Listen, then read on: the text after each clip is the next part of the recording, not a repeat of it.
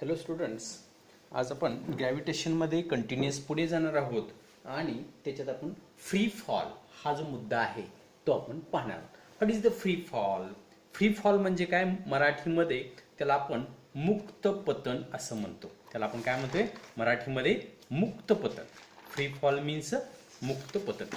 आता free fall कधी होतो? फ्री फॉल कधी होतो? जेव्हा एखादी वस्तू आपण वरून खाली सोडल्यानंतर काय तिची खाली गुरुत्वाकर्षण बलाच्या दिशेने येते. बघा, एखादा दगड आपण हातात घेतल्यानंतर तो जो जेव्हा आपण सोडतो तेव्हा तो गुरुत्वाकर्षण बलाच्या दिशेने खाली येतो. गुरुत्वाकर्षण बल त्याच्यावर कार्य करतं. मग तेव्हा त्याला आपण फ्री फॉल म्हणतो. पण खरं फ्री फॉल जे आहे, कारण जेव्हा आपण दगड सोडतो तेव्हा त्याच्यावर हवा, लक्षात आलं का, हवेतील धुळीचे कण याच्यामुळे त्याच्यावर फ्रिक्शन फोर्स अप्लाय होत असतं. पण तसं बघितलं तर खरं फ्री फॉल जे आहे ते ओनली म्हणजे काय तर when an object moves under an influence of only gravitational force is called free fall. म्हणजे त्याच्यावर ग्रॅव्हिटेशनल फोर्स सोडून दुसरं कशाचंही बल प्रयुक्त नाही झालं पाहिजे, त्याला म्हणायचं फ्री फॉल. आणि it is only possible in the vacuum. Vacuum म्हणजे निर्वात, म्हणजे हवा नसताना. म्हणजे त्याच्यावर जेव्हा एखादी वस्तू सोडू तेव्हा जेव्हा हवेचं घर्षण होणार नाहीये, म्हणजे it is only possible for the only at a vacuum असं आपल्याला सांगता येईल. मग त्याची डेफिनेशन काय?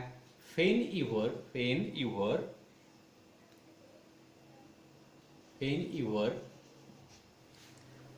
an object moves under an object moves under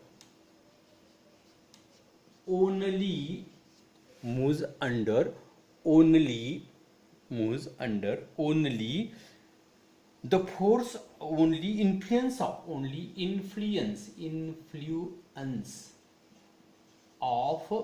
influence of the force of gravity.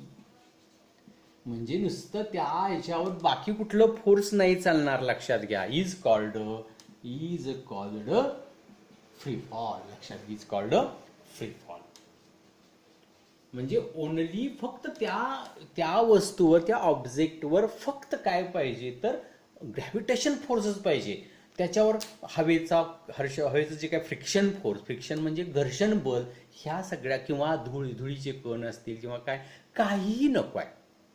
आणि मग ज्या वस्तूवर फक्त ग्रॅव्हिटेशन फोर्स ऍक्ट झाल्यामुळे त्याचं जे ते म्हणजे जेव्हा ती पडत असते तेव्हा त्याच्यावर फक्त ग्रॅव्हिटेशन फोर्स जर का ऍक्ट होत असेल तर त्याला फ्री फॉल असे म्हणतात. समजलं का? पॉईंट तुमच्या लक्षात घ्या. आणि it is only true in a vacuum.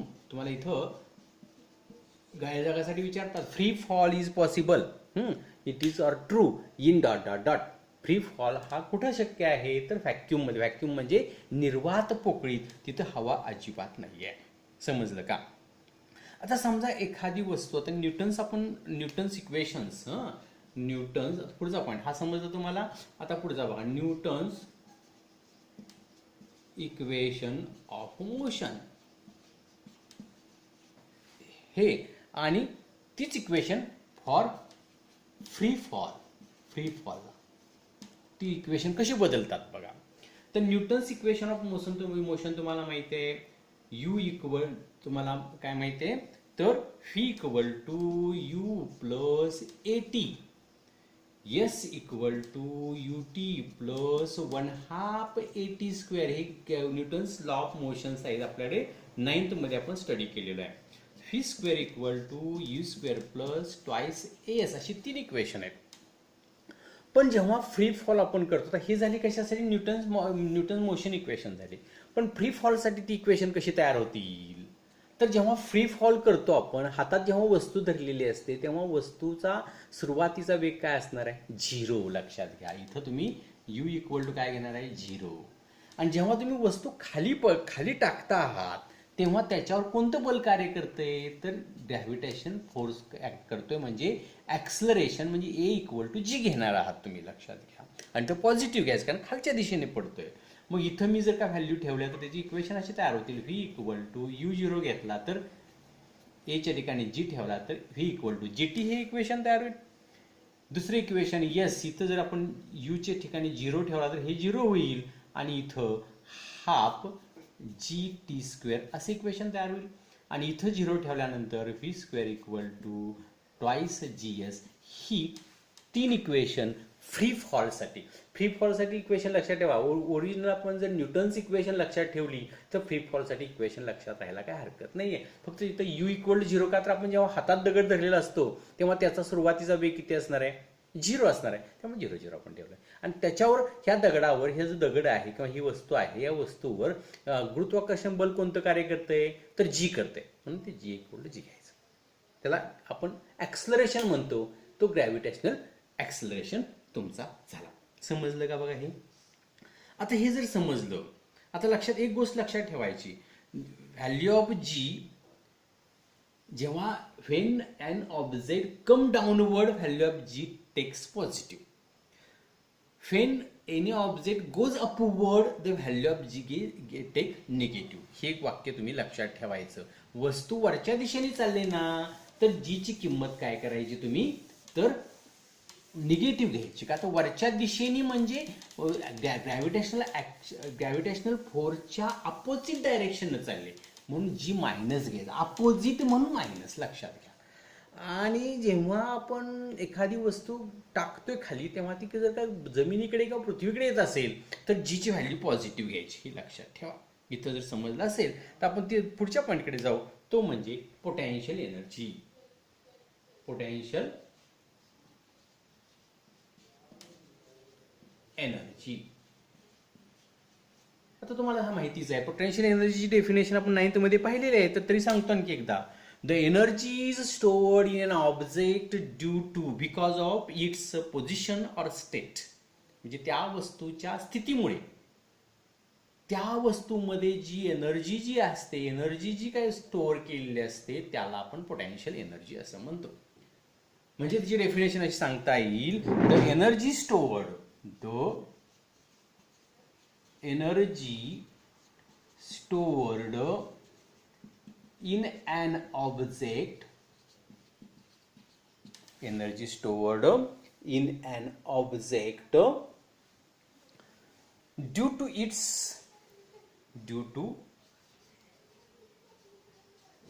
its position or state, त्याला आपण पोटेन्शियल एनर्जी म्हणतो. आणि तो आपण फॉर्म्युला मांडतो PE. P means potential, E means energy, तर MgH लक्षात घ्या. पी म्हणजे पोटेन्शियल एनर्जी. पोटेन्शियल एनर्जीचा अर्थ काय तर स्थितीज ऊर्जा. पोटेन्शियल एनर्जीचा अर्थ काय स्थितीज ऊर्जा. म्हणजे एखाद्या वस्तूमध्ये साठवून ठेवलेली जी ऊर्जा आहे ती तिच्या स्थितीमुळं, पोझिशन ऑर स्टेट, तिच्या पोझिशनमुळे किंवा तिच्या जे असणारी जी स्थिती जी आहे त्या स्थिती किंवा स्वरूपण म्हणतात, त्याच्यामुळे त्याच्या साठवलेली जी ऊर्जा आहे त्याला पोटेन्शियल एनर्जी म्हणतो. उदाहरण घ्यायचं झालं तर उंच एखाद्या पाण्याच्या टाकीमध्ये जे साठवलेले जे पाणी आहे त्या पाण्यामध्ये त्या उंचावर असलेल्या उंचीमुळे mass into gravitational force into height या तिघांच्या गुणाकाराने त्याच्यात पोटेन्शियल एनर्जी असते. उंच धरणामध्ये साठवलेलं पाणी असतं त्याच्यात पोटेन्शियल एनर्जी असते. लक्षात घ्या. तर पोटेन्शियल एनर्जी जी आहे ती त्याच्या हाईटवर डिपेंडंट असते. त्याच्या काय असते हाईटवर डिपेंडंट असते. तुम्हाला हे समजलं का तुम्हाला. मग potential energy of any object on the ground is 0 because H equal to 0. बघा लक्षात घ्या. पहिला पॉईंट मी लिहून देणार नाही पण लक्षात ठेवा. हे बघा potential energy of the any object on the ground जमिनीवर त्या वस्तूची पोटेन्शियल एनर्जी 0 असते. का तर हाईट 0 असते ना. मग 0 इंटू काय का असे ना 0च येणार. म्हणजे M इंटू जी इंटू 0च आन्सर. म्हणजे पोटेन्शियल एनर्जी शॉर्टमध्ये लिहितो बघा ऑन ग्राउंड इज 0. दुसरी गोष्ट potential energy on infinite height is also 0. का तर इन्फायनाइट हाईटवर जी 0 असतो ना. लक्षात घ्या.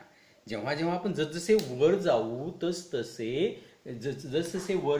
तसतसे काय होईल तर जीची किंमत कमी होत जाईल आणि बरोबर इन्फायनाईटला जीची व्हॅल्यू काय होणार आहे, 0 होणार आहे. आणि मग 0 इथं ठेवला तर 0 इंटू एनिथिंग 0. लक्षात ठेवायचं, potential energy on ground is 0, potential energy on infinite height is 0. मग त्याच्यावर सांगता येईल की पोटेन्शियल एनर्जी त्याच्या हाईटवर डिपेंडंट असते, असं आपल्याला इथं सांगता येईल. मग वेन अँड आता मग पोटेन्शियल एनर्जी आपण ग्रॅव्हिटेशनल फोर्सच्या बाबतीत कशी पोटेन्शियल एनर्जीचं डेफिनेशन बघणार तुम्ही. When an object is at a height h, बघा, when an object is on height h from the surface of the earth, from the surface of the earth, म्हणजे अर्थच्या पासून जर एखादी वस्तू, इथं ही definition potential energy of definition आपण सांग, ही आपली ओरिजिनल डेफिनेशन, त्याच्यावर आता ही डेफिनेशन बघा. When an object is an height h from the surface of the earth, म्हणजे पृथ्वीपासून एखादी h एवढ्या उंचीवर एखादी जर वस्तू जर असेल तर इट्स ग्रॅव्हिटेशनल पोटेन्शियल एनर्जी, हे नुसतं पोटेन्शियल एनर्जी झाली. Gravitational potential energy, it's gravitational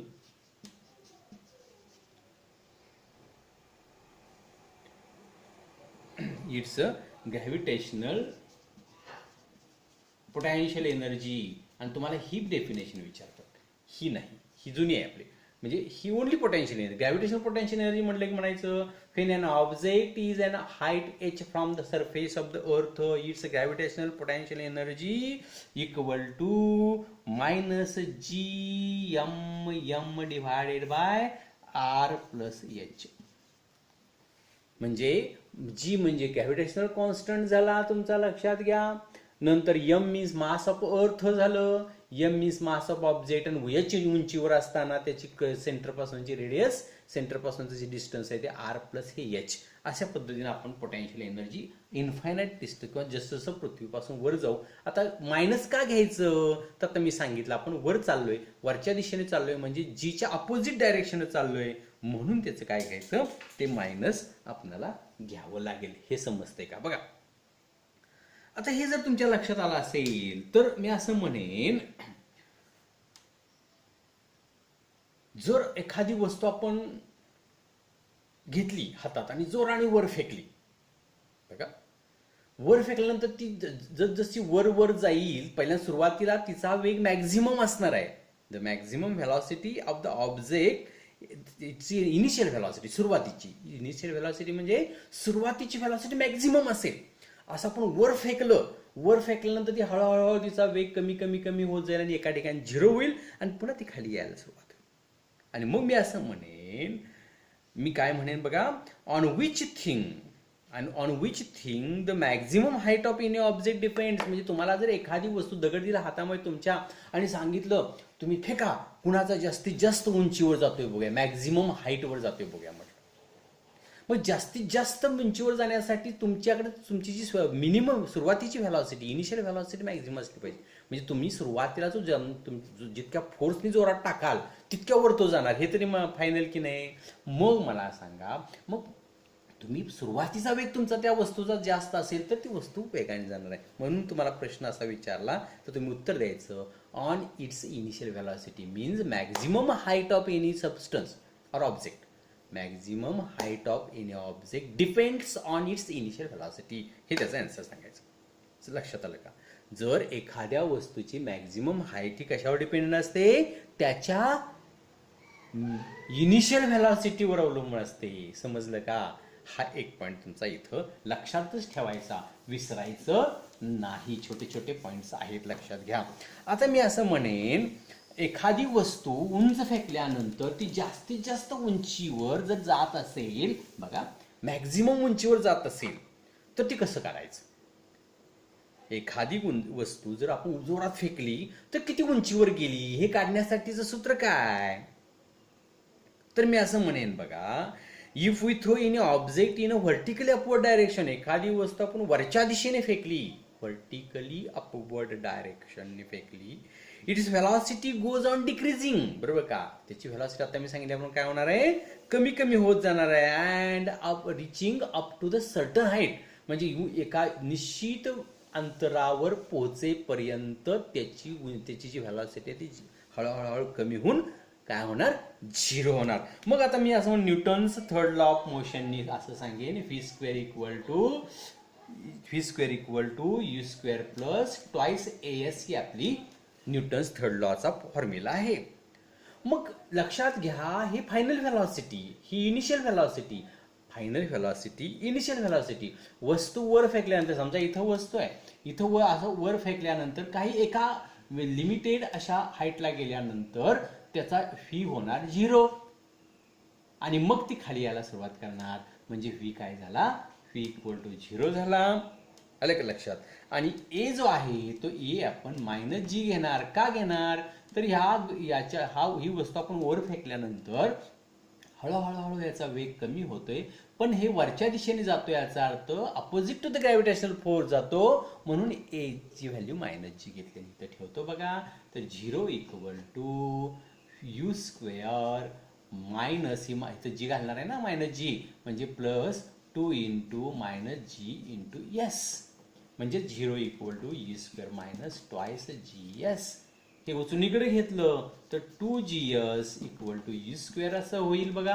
आणि आपल्याला येस काढायचं आहे. येस म्हणजे जास्तीत जास्त किती उंचीवरती जाणार आहे, म्हणजे हे डिस्टन्स म्हणजे हाईट म्हणतो आपण त्याला. हाईट म्हणजेच येस असतं, लक्षात घ्या, डिस्प्लेसमेंट. आणि मग हे येस इथं ठेवणार, आणि s equal to you square by 2g. लक्षात घ्या, आपल्याला एक्झाम्पल उपयोग पडणार आहे.